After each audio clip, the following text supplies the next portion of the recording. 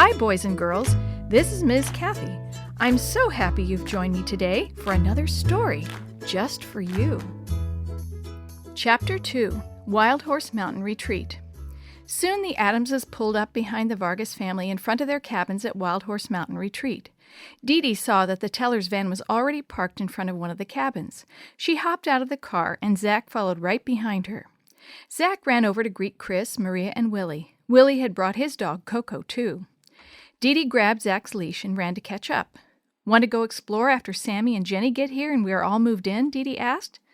Sure, Willie said. I want to go find the horses. Dad says we can go for a ride tomorrow. Your dogs are so cute, a strange voice said. DeeDee, Willie, Chris, and Maria whirled around at the same time. Who are you? DeeDee asked, her heart pounding twice as fast as normal. She hadn't realized someone was right behind them.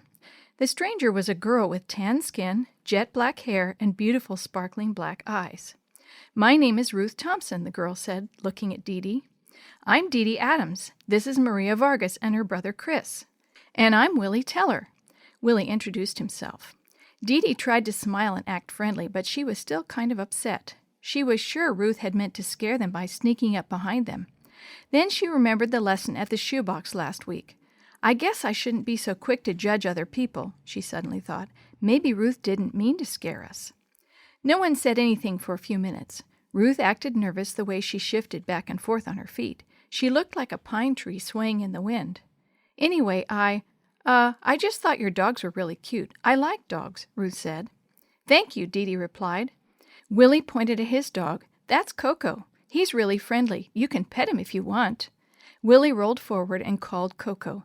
Come here, Coco. This is Ruth. Coco stopped playing with Zach and jumped into Willie's lap. Zach shook his head as if he was confused. Then he chased after Coco, but he skidded to a stop when Ruth knelt down in front of him. Who are you, little doggy? Ruth asked as she reached out to pet Zach. Zach wagged his tail and went right up to Ruth. That's Zach, DeeDee said. He's my dog. DeeDee tried to keep from feeling jealous while Ruth petted Zach. Worst of all, Zach seemed to like Ruth almost better than he liked anyone else. Suddenly, Ruth jumped to her feet. She stared off into the forest. What's the matter? Chris asked. I just thought we were being spied on. DeeDee shuddered. She noticed that her friends' faces looked worried, too. You mean there's something in the woods watching us? Ruth turned her head and smiled at DeeDee. I don't think it's a ghost or anything, if that's what you're afraid of. I think it's probably just my brother. He likes to sneak around as quietly as he can in the woods. Why does he do that? Willie wanted to know. Haven't you ever played cowboys and Indians? Well, yeah, Willie replied. My little brother does too. Only, since we are really Paiute Indians, he likes to be the Indian, so he sneaks around in the woods. Sometimes he plays just by himself, Ruth explained. That sounds like fun, Chris said. My brother is pretty good at sneaking around. He's so quiet he can even sneak up on me before I know he's there. Sometimes he scares me so badly I want to catch him and wrestle him to the ground until he begs for forgiveness. DeeDee couldn't help but grin. That's exactly how she felt when Ruth scared them. I know that feeling, she said. Willie was watching the woods to see if he could see Ruth's brother, but all he could see were trees, bushes, and wildflowers. He shrugged. What's your brother's name? Eagle Feather, Ruth said. My mother is a full-blooded Paiute Indian. Our family gave us Indian names as well as more common Anglo names like you have. My full name is Ruth Running Deer Thompson, and my brother's name is David Eagle Feather Thompson. Is your family on vacation here? DeeDee asked. We live here. Willie's wide eyes looked around at all the mountains. You mean you get to stay here all the time? Cool. Ruth shook her head sadly. Not all the time. My mom lives here all year because she works at the lodge, but my brother and I go to California to live with our dad during the winter. That way we can spend time with both our parents and go to school too. I'm sorry, DeeDee said when she realized that the reason Ruth lived in both places was because her parents were divorced. Ruth sighed and changed the subject. I heard you say you were going to find the horses, but the horses aren't at the corrals. A group of trail riders is due to get back today, but they aren't here yet. Are there any other fun places to see? Willie asked. Ruth pointed at a trail that curved around the cabins and disappeared somewhere in the forest. That's a good trail to hike. It goes to a small meadow with lots of yellow and purple and blue wildflowers. Ruth glanced down at the ground. Oh, look, they're so cute. Coco and Zach wrestled in the dirt at Ruth's feet. Willie laughed. It looks like Coco and Zach are having fun. Ruth knelt down and petted Coco and Zach for a minute. Then she stood up and waved goodbye to everyone. I better go see if my mom wants me for anything. Bye! Right after Ruth left, Sammy Tan and his grandparents arrived, followed by Jenny and her mom. DeeDee and Maria helped Jenny carry her sleeping bag and suitcase into a cabin, while Chris, Sammy, and Willie helped Sammy and his grandparents unpack. Look at this, Sammy said after he had taken his suitcase and sleeping bag into his grandparents' cabin. He put a gray cowboy hat on his head. What do you think?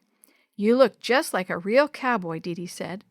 Look at this, Sammy. Willie put on his own black cowboy hat. Sammy laughed. When the Shoebox kids gathered in front of the cabins, DeeDee said, Is everyone ready to go exploring? We sure are. Willie let Jenny hang onto Coco's leash, and they started up the trail. I love the mountains, DeeDee said. I wish I could live up here all year long. I think you would freeze, Chris said. During the winter, the snow probably gets so deep it covers the cabins. Then I wouldn't have to go to school, DeeDee replied. Maria was following the trail behind DeeDee. DeeDee, you would be so bored if you couldn't go to school. I know how much you like to learn. Maria's right, Sammy said. You are the best student of all of us. You'd be bored if you couldn't go to school. Suddenly, Willie froze. Did anyone hear that? Hear what? Jenny asked. I thought I heard a noise in the bushes, Willie said. It came from right over there, and I thought I saw something move, too. I didn't hear anything, Chris said. DeeDee shook her head. I didn't see anything moving. Neither did I, Sammy agreed. Stop trying to scare us. Willie stared at the forest. I'm not trying to scare anyone. If no one else heard anything or saw anything, then I guess I must be imagining it. Unless it was Eagle Feather, maybe he's watching us and we just can't see him, DeeDee thought. She looked at Zach, but Zach didn't act like anyone was out there either. Jenny looked at Coco, who was sniffling the air in the direction Willie had been pointing. Maybe Coco smells something, she said. But Zach doesn't act like he heard or saw anything, and he doesn't act like he smells anything either. Zach is a good watchdog, DeeDee bragged. If there is anything, or anyone out there, he would know it. Willie lifted Coco into his lap and wheeled up the trail. Okay, everyone, let's keep going, Chris said. If you haven't noticed, it gets dark pretty fast in the mountains. Let's go a little farther and then turn around and go back so we don't miss supper. Chris is right, Sammy said, pushing his cowboy hat back on his head. Let's go so we can get back for supper. 10 minutes later, Chris stopped abruptly. DeeDee and Zach nearly crashed into him. DeeDee stopped as fast as she could, but Zach kept going and pulled the leash out of DeeDee's hand. What did you stop so quickly for, Chris? DeeDee asked as she reached down to grab Zach's leash. I thought I heard something this time, Chris said, but I guess it was just the wind blowing through the pine trees. Just as DeeDee tried to grab Zach's leash, Zach raised his head sharply, his ears pointed ahead on the trail. In a flash, he bolted away. Zach! Zach! Come back here right now! DeeDee called, but Zach didn't stop. DeeDee and her friends could hear Zach barking all the way up the trail. Then, all at once, Zach stopped barking. The sudden silence was eerie. Willie wrapped his arms around Coco in a bear hug so he wouldn't get away, too. Yip, yip, yip! Ruff, ruff! Coco barked and tried to race after Zach, but Willie held on tight. What's the matter with you, Coco? Stop barking, Willie pleaded. None of the Shoebox kids knew what to do. They kept waiting for Zach to come trotting down the trail wagging his tail, but he never came back.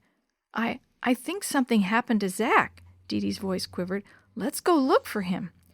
DeeDee led the way with Chris, Jenny, Maria, Willie, and Sammy right behind her. The sun dipped behind the mountains, making it darker.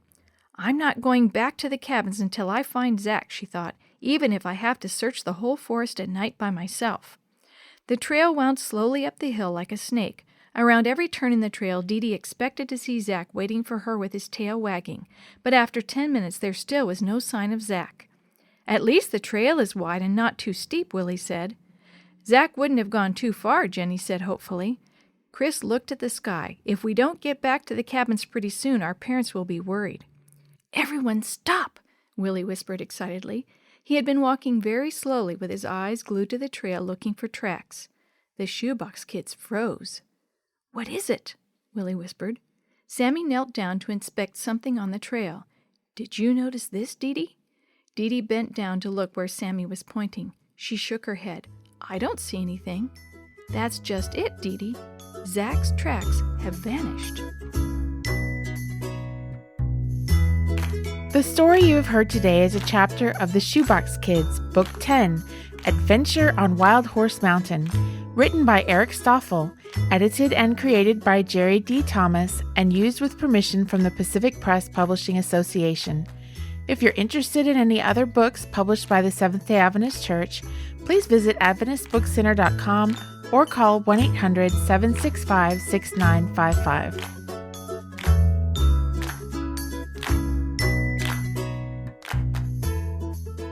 This podcast is a production of the Carolina Conference of the Seventh-day Adventist Church.